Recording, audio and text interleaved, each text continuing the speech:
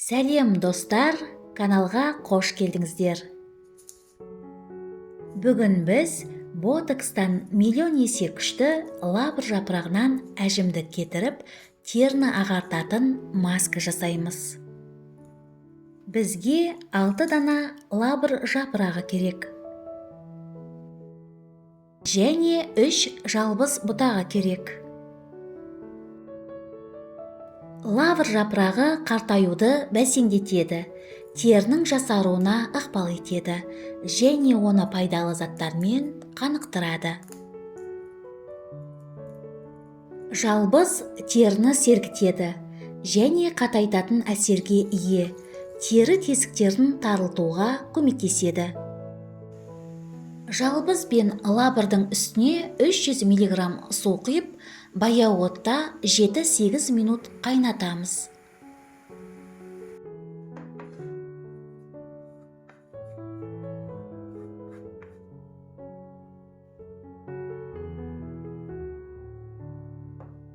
Дайын болған қоспаны суытып, сүзгіден өткізіп аламыз.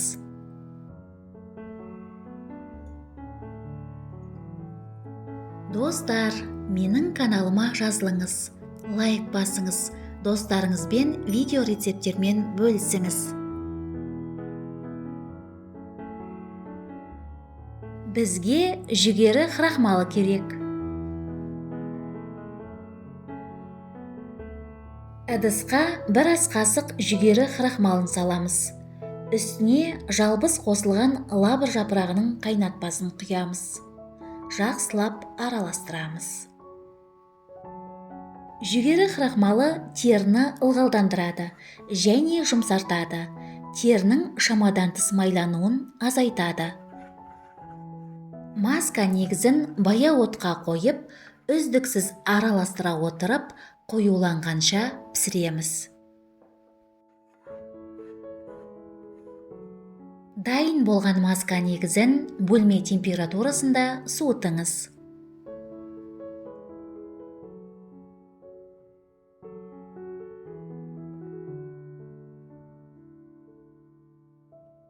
Бізге табиғи бал керек. Қоспаға 1 шай қасық бал қосып араластырамыз.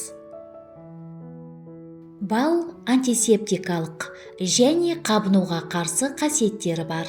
Теріні ылғалдандырады және нәрлендіреді.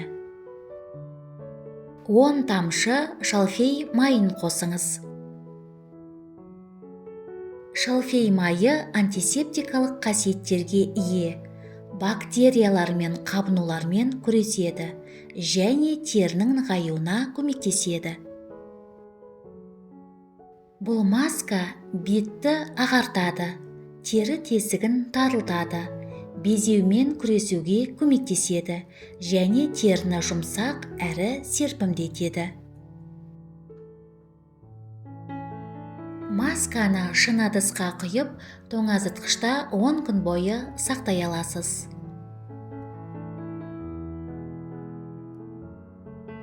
Масканы бетке, мойынға және декольте терісіне жағып, 20 минутқа қалдырыңыз.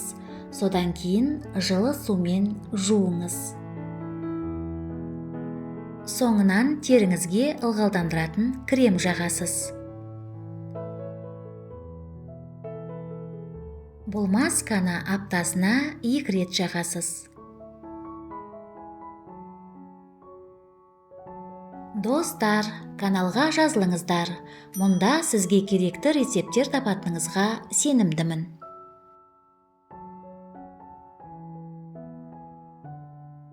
Сізге денсаулық, жастық, сұлулық тілеймін. Келесі кездескенше.